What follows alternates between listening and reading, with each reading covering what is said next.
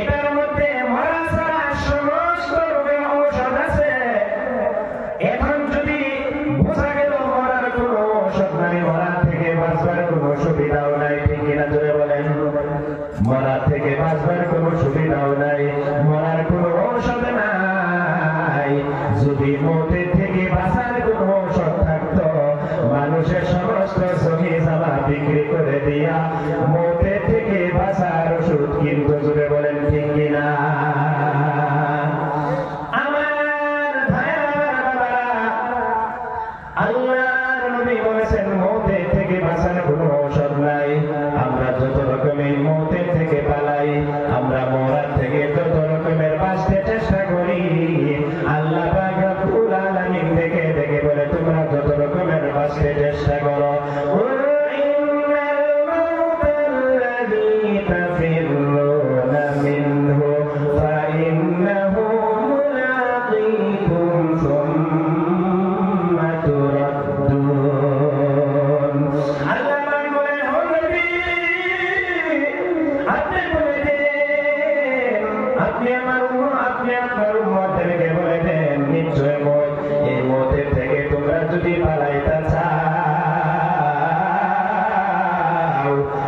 কোনদিন পালাইতে পারবে না।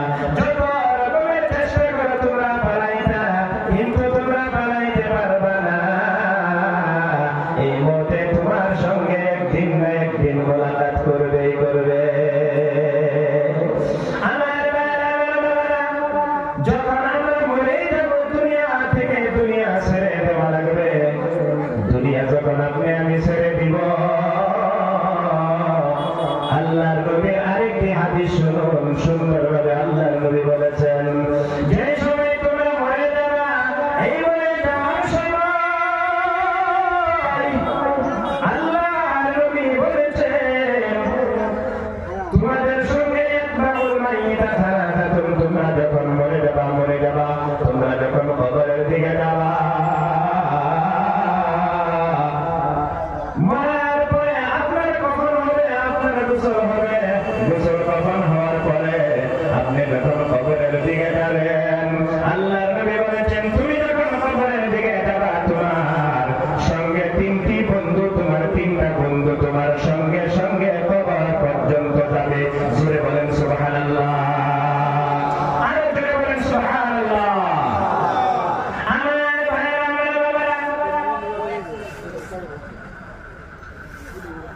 আল্লাহর নবী বলেছেন, তোমরা যখন মরে যাবা, তোমাদের সঙ্গে তিনটা বন্ধু তোমাদের সঙ্গে কবর পর্যন্ত যাবে।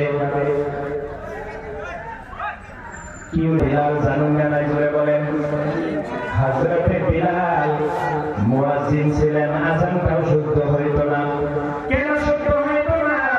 বিলাল যখন মুসলমান হয়ে গেল, ভাইরা একটু ভালো করে ধ্যান করবেন, খেয়াল করবেন।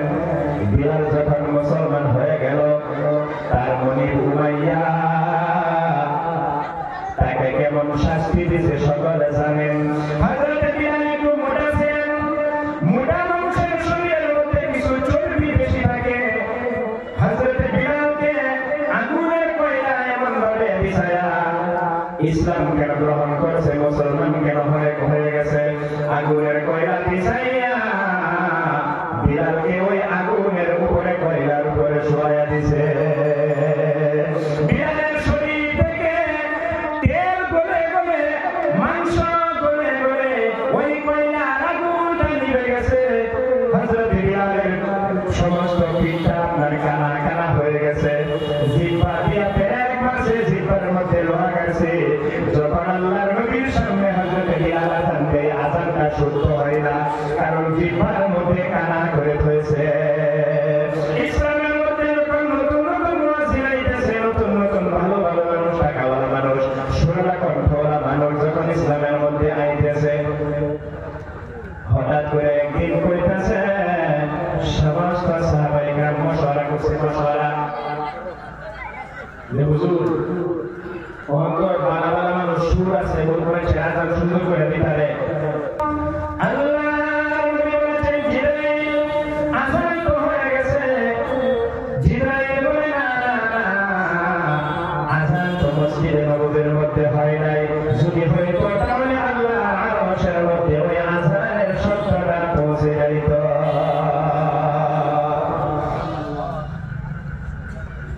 যদি জিবরাইল আমিন বলতেছে যদি আপনার মসজিদে নববীর মধ্যে আযান দিতে হয় তাহলে বিলালের দ্বারাই আপনি আযান দেওয়ান।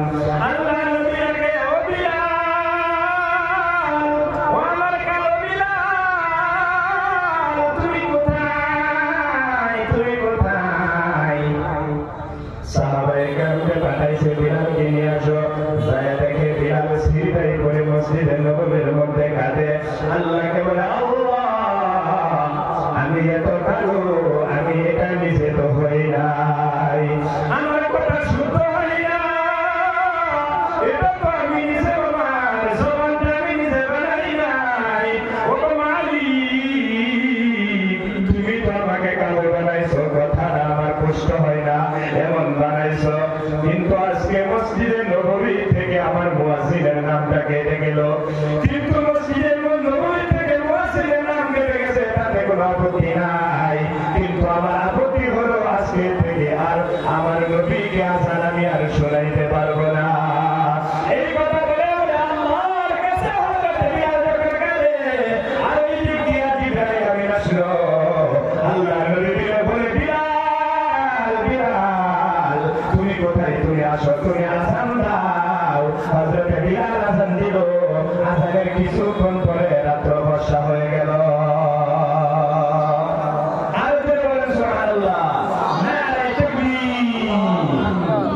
আজকে তোমার আযান বহুদিন ধরে আমরা শুনতে পাই না বিলাল, তুমি আজকে মসজিদে নববীর মধ্যে আযানটা দিয়ে দাও, আযানটা তুমি দিয়ে দাও, তোমার আযানটা আমরা অল্প শুনবো।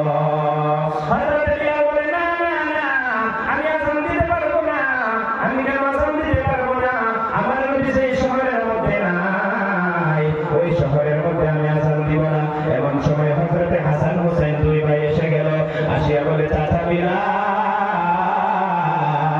আমার নবী যখন দুনিয়া থেকে বিদায় হয়ে গেছে, আমার নানা যখন দুনিয়া ছেড়ে দিয়েছে, দুনিয়া থেকে বিদায় হয়ে গেছে, আমরা নানার কষ্ট বরদাস্ত করতে পারি নাই, আমরা নানার কষ্ট বরদাস্ত করতে পারি নাই, তুমি বিলাল চলে গেলা দামেস্কে। ও চাচা আজকে দুদিন ধরে তোমার আযান আমরা শুনতে পাই না, ও চাচা তুমি আজকে আমাদেরকে আযান শোনায় দাও। হযরত বিলাল বলে আর পারবো না, এখন তো আযান শোনাইতেই হবে, কারণ হাসান হুসাইন দুই ভাই আল্লাহর নবীর নাতি, যেই নাতিদের সমস্ত শরীরের মধ্যে আল্লাহর নবী সমস্ত শরীরের মধ্যে চুম্বন করছে। সুবহানাল্লাহ। হযরত বিলাল এবার মনে নাস্তা মাসুতে আযানের মধ্যে দাঁড়ায় গেলেন। আযানের মধ্যে যখন আলফাজ বলে আল্লাহু আকবার, আল্লাহু আকবার, এই আলফাজ যখন বললো হযরত বিলালের চোখ দিয়ে পানি বের হয়ে যায়, পানি বের হয়ে আশহাদু আল্লা ইলাহা ইল্লাল্লাহ যখন বললো, আবার আরো চোখ দিয়ে দরদর করে পানি পড়তেছে।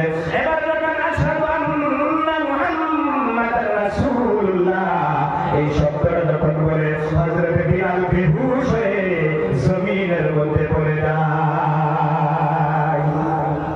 জমিতে ভাই বিলাল তুমি কেন বেহুশ হয়ে জমিনের মধ্যে পড়ে গেলে? হযরত বিলাল বলে ভাই আমি তো আগেই মানা করেছিলাম যে আযান দেব না, আমি নবীজির যুগে যেই সময় আযান দিতাম, আযানের সময় যখন আমি দাঁড়াইতাম আল্লাহু আকবার, আল্লাহু আকবার যখন আমি বলতাম, আশহাদু আন্না মুহাম্মাদার রাসূলুল্লাহ যখন আমি বলতাম, আমি একটু আড়াআড়িভাবে তাকাইতাম মসজিদে নববীর মিম্বারের দিকে, যখন আমি মিম্বারের দিকে তাকাইতাম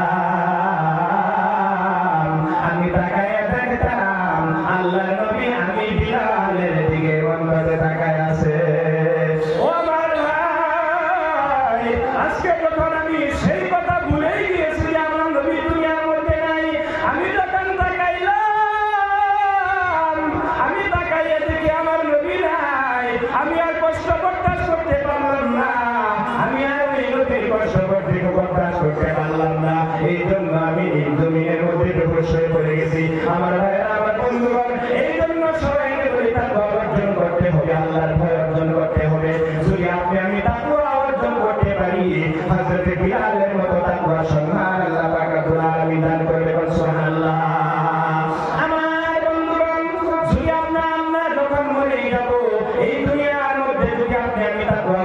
করতে পারি, ইমানদার অর্জন না করতে পারি, এই দুনিয়ার সমস্ত জিন্দেগিটার হিসাব আল্লাহ পাকের কাছে আমাদের দেওয়া লাগবে কিনা?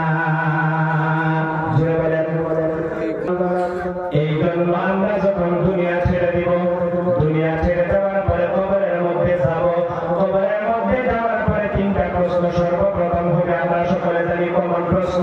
তারপরে দিয়া হাসরের ময়দানে, কিয়ামতের কঠিন ময়দানে আল্লাহ নবী বলেছেন লা তাজুলু কদমা ইবনে আদম, কতক্ষণ পর্যন্ত বনি আদম, আদম সন্তানের চুল, আদম সন্তানের পাও এক চুল পরিমাণ হিলবে না, লড়বে না, যতক্ষণ পর্যন্ত আপনাকে আমাকে হাসরের দিন 5টা